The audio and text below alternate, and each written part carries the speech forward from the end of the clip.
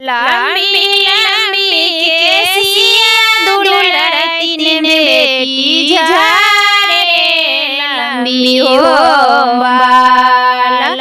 लंबी लंबी केसिया दुलड़ती ने बेटी झारे लंबी हो बाल।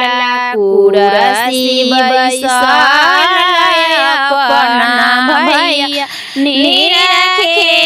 बहिनी के मुँह कुरसी बैसल अपना भैया रखे बहिनी के मुँह।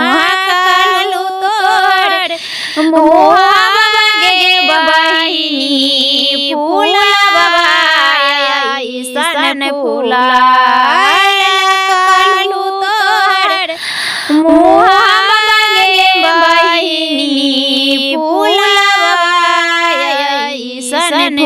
फूलाल। आजू तोहर मुँह गे बहिनी काहे लगू मधुआल। आजू तोहर मुँह गे बहिनी काहे लगू मधुआल। कहिया जी भैया के दिया तोरा ज्ञान के तोरा। कहिया जी भैया के दिया तोरा ज्ञान।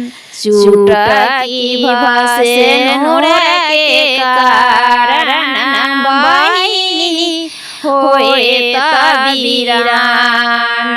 चुटकी भसे नूर के कारण बहिनी होए तबीरान।